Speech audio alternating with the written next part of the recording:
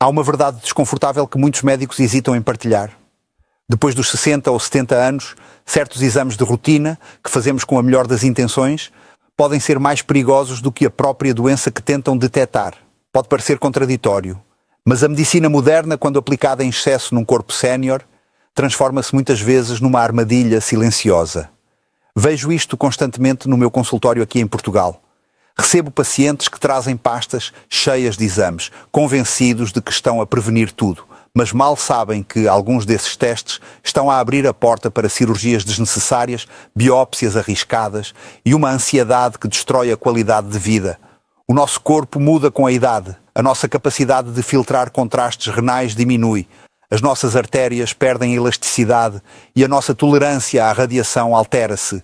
Tratar um corpo de 70 anos como se fosse um de 40 é um erro clínico grave. Neste vídeo, vamos analisar com rigor científico os 5 exames médicos que deve reconsiderar seriamente se não tiver sintomas específicos. Não se trata de abandonar a medicina, mas sim de escolher a medicina certa.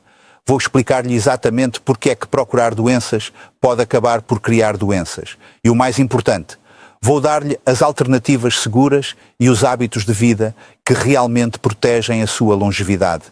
Vamos começar por entender um exame que envolve radiação e que muitos consideram inofensivo, mas que esconde um risco estatístico alarmante.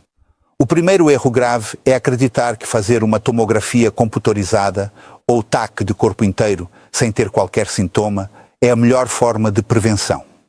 Na realidade, submeter-se a este exame por iniciativa própria pode ser comparável a pagar para arranjar um problema de saúde grave. Deixe-me contar-lhe o caso do Sr. Carlos, um paciente de 72 anos aqui de Lisboa. Sentia-se perfeitamente saudável, mas decidiu aproveitar uma promoção de check-up executivo numa clínica privada que incluía uma TAC completa.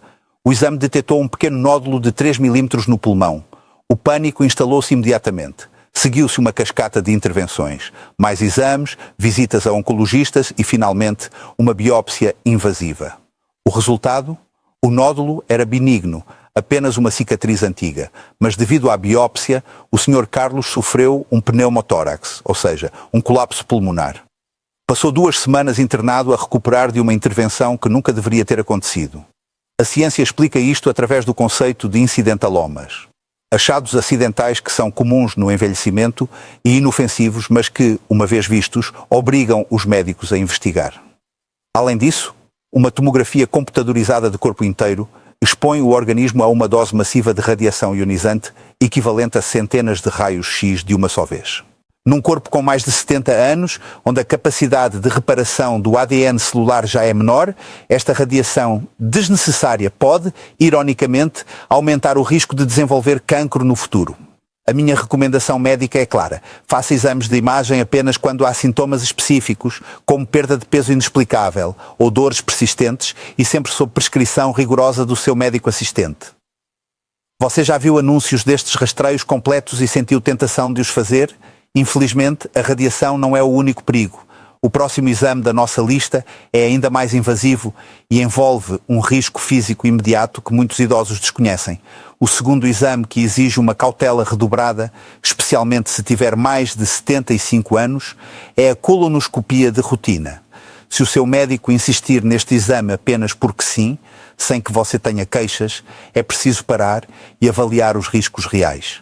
Recordo-me bem da Dona Maria, uma senhora de 78 anos, enérgica e independente. O intestino dela, como acontece naturalmente com a idade, já tinha as paredes mais finas e frágeis. A preparação para o exame, com aqueles laxantes fortes que todos conhecemos, causou-lhe uma desidratação severa e uma queda brusca de tensão arterial antes mesmo de chegar ao hospital. Durante o procedimento, devido à fragilidade dos tecidos e ao facto de ela tomar anticoagulantes para o coração, sofreu uma pequena hemorragia que foi difícil de controlar. A ciência mostra-nos que, após os 75 anos, o benefício de detectar um pequeno pólipo, que geralmente cresce muito lentamente, é superado pelos riscos imediatos do exame. Em geriatria, sabemos que a sedação pode afetar a memória e o coração, e o risco de perfuração intestinal aumenta com a idade. Um estudo importante revelou que, nesta faixa etária, para cada vida salva pelo rastreio, 10 pessoas sofrem complicações graves. Portanto, a regra de ouro é: Se não há sangue nas fezes, perda de peso ou alterações no trânsito intestinal, a colonoscopia de rastreio pode ser dispensável. Existem alternativas menos invasivas, como a pesquisa de sangue oculto nas fezes, que são muito mais seguras para esta fase da vida. E diga-me com sinceridade, como é que o seu corpo reage àquela preparação líquida para a colonoscopia? Fica muito debilitado, mas a colonoscopia não é o único teste que cansa o corpo. O próximo exame da nossa lista obriga o seu coração a trabalhar no limite e muitas vezes dá um alarme falso que leva a cirurgias de que não precisa. O terceiro exame pode parecer lógico, mas esconde uma taxa de erro frustrante para quem tem mais de 70 anos, a prova de esforço cardíaco. É muito comum sentir algum cansaço ao subir uma ladeira e pensar imediatamente que o coração está a falhar. No entanto, o resultado deste teste é frequentemente um falso positivo. Vejamos o caso do Sr. Joaquim, um antigo pescador do Algarve. Ele tinha o coração estável, mas os seus joelhos já não eram o que eram. Durante a prova de esforço na passadeira, ele não conseguiu atingir a velocidade necessária devido à dor nas articulações e não por causa do coração. O resultado foi inconclusivo e interpretado erradamente como um problema cardíaco. Isto levou-o a um cateterismo invasivo e à colocação de um stent que, na verdade, não era necessário. As suas artérias tinham apenas o endurecimento natural da idade, sem bloqueios perigosos. A fisiologia explica-nos que, com o envelhecimento, é normal haver alguma calcificação nas artérias e uma menor tolerância ao exercício intenso. Quando submetemos um idoso sem dores no peito a este teste, a probabilidade de o exame indicar um problema que não existe é de quase 40%. Isto desencadeia procedimentos de risco, como a colocação de stents, que estudos recentes mostram não aumentar a esperança de vida em pacientes estáveis, comparado apenas com a medicação correta e mudança de estilo de vida. Se não sente dor ou pressão no peito, converse com o seu médico sobre alternativas menos agressivas, como um eletrocardiograma de repouso. Alguma vez lhe disseram que tinha um problema no coração que depois se revelou não ser nada de grave? Mas se o coração é uma preocupação, o cérebro é o nosso maior medo. O próximo exame explora essa insegurança e pode convencê-lo de que tem uma doença incurável, mesmo estando saudável. O quarto exame explora um dos maiores medos de quem envelhece, a perda de memória. É muito comum entrar no consultório e pedir uma ressonância magnética ao cérebro porque se esqueceu das chaves ou do nome de um vizinho. Mas cuidado, este exame pode mostrar problemas que na verdade são normais, gerando um pânico desnecessário. Deixe-me falar-lhe da Dona Ana, uma professora reformada aqui do Porto. Ela era muito lúcida, mas começou a notar pequenos esquecimentos. Assustada, fez uma ressonância por conta própria. O relatório indicou atrofia leve e alterações na substância branca. A Dona Ana leu aquilo e convenceu-se de que tinha Alzheimer. Entrou em depressão, parou de ir ao café com as amigas e isolou-se. A verdade? Aquelas alterações eram apenas o equivalente a rugas ou cabelos brancos no cérebro. Marcas do tempo, não de doença. A ciência neurológica confirma que a maioria das pessoas acima dos 70 anos apresenta estas pequenas alterações na imagem, sem que isso signifique demência. Ao ver estas manchas sem contexto, muitos idosos são submetidos a testes mais invasivos, como punções lombares, sem necessidade. Na maioria dos casos de esquecimento leve, um teste cognitivo simples feito com papel e caneta no consultório é muito mais fiável para avaliar a função cerebral do que uma imagem estática de alta tecnologia. Antes de exigir uma imagem ao cérebro, foque-se no estilo de vida. Sono, hidratação e convívio social são os melhores remédios. E consigo? Fica ansioso quando tem uma daquelas brancas momentâneas e não se lembra de uma palavra? Essa ansiedade sobre o cérebro é parecida com o medo de partir um osso. E é exatamente esse medo que alimenta o próximo exame da nossa lista, que muitas vezes transforma ossos normais em doença e leva a tratamentos com efeitos secundários graves. O quinto exame é talvez o mais mal interpretado de todos, a densitometria óssea. É natural que os nossos ossos fiquem menos densos com a idade, tal como a pele ganha rugas. No entanto, este exame transforma frequentemente uma característica normal do envelhecimento numa doença que precisa de medicação pesada.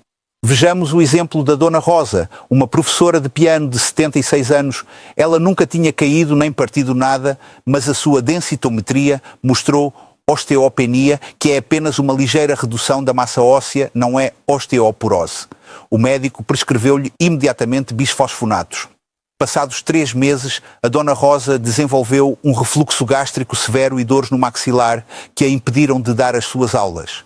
O medicamento, destinado a prevenir uma fratura que ela provavelmente nunca teria, acabou por destruir a sua qualidade de vida diária. A ciência alerta-nos para 2 efeitos secundários graves destes medicamentos quando usados sem necessidade absoluta: a irritação esofágica e, mais raro mas assustador, a osteonecrose da mandíbula, onde o osso do maxilar começa a morrer. Estudos mostram que tratar a osteopenia leve com fármacos em pessoas acima dos 70 anos reduz o risco de fratura em menos de 1% após 5 anos. Ou seja, o benefício é minúsculo comparado com o risco dos efeitos adversos. Para a maioria dos idosos ativos, a melhor proteção não vem de um comprimido, mas sim de ter músculos fortes que evitem as quedas. É preferível focar-se na vitamina D e no equilíbrio do que tentar forçar os ossos a voltarem aos 30 anos. Você toma algum medicamento para os ossos e sente ardor no estômago ou desconforto digestivo? Agora que já sabemos o que evitar, a pergunta lógica é: então, doutor, o que é que eu devo realmente controlar? A resposta está em 4 indicadores vitais que pode verificar em casa e que valem mais do que qualquer exame de alta tecnologia. Chegamos a um ponto crucial. Em vez de gastar centenas de euros em exames de alta tecnologia que procuram doenças onde elas não existem, convido-o a focar-se em 4 indicadores gratuitos que pode monitorizar em casa. O primeiro é a pressão arterial. Em Portugal, onde o consumo de sal é elevado, a hipertensão é o verdadeiro assassino silencioso. Não precisa de um ataque para saber se corre risco de AVC. Um aparelho de tensão em casa dá-lhe essa resposta. O segundo é o perímetro abdominal.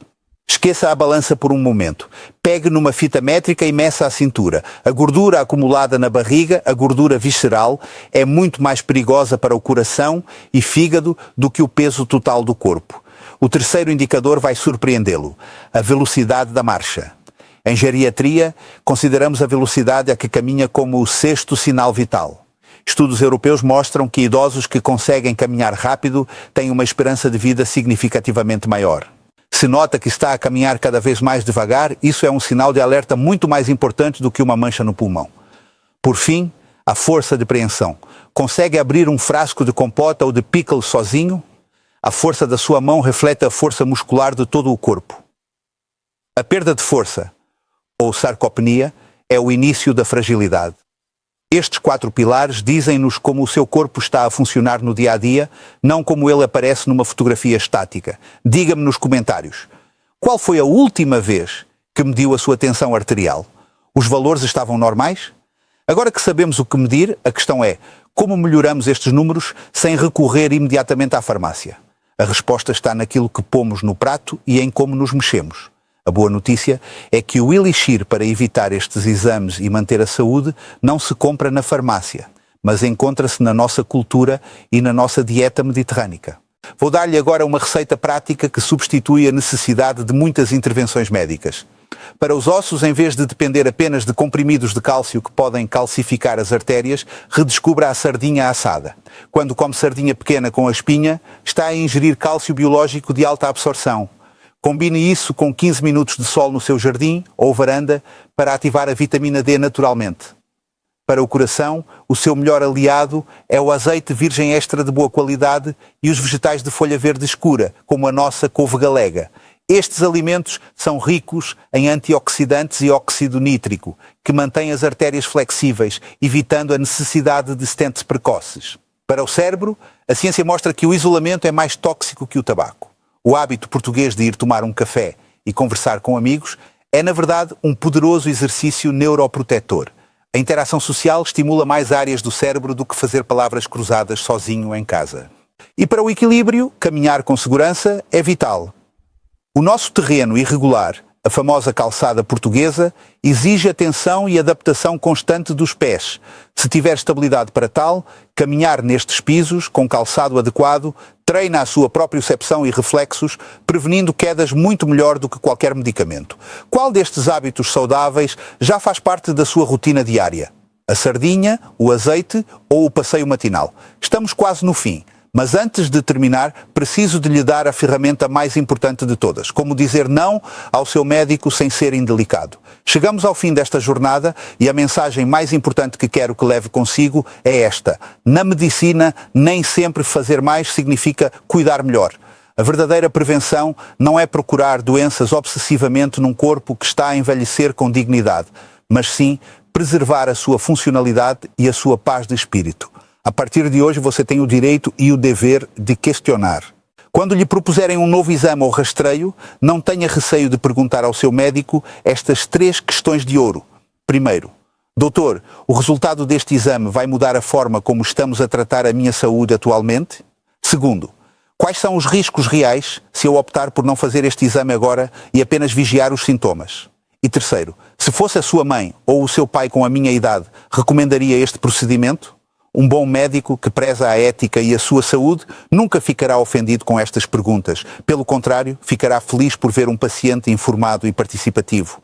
Lembre-se que o seu corpo fala consigo todos os dias. Ouça-o, se sente bem, tem energia para brincar com os netos e apetite para a vida, então muito provavelmente está tudo bem. Não deixe que um número num papel lhe roube a alegria de viver. Se este vídeo lhe trouxe alguma tranquilidade, ou mudou a forma como vê as suas consultas médicas, peço-lhe que faça 2 coisas simples. Deixe um gosto para apoiar o canal e partilhe este vídeo com aquele amigo ou familiar que vive preocupado com doenças. Vamos espalhar saúde com sensatez e não com medo.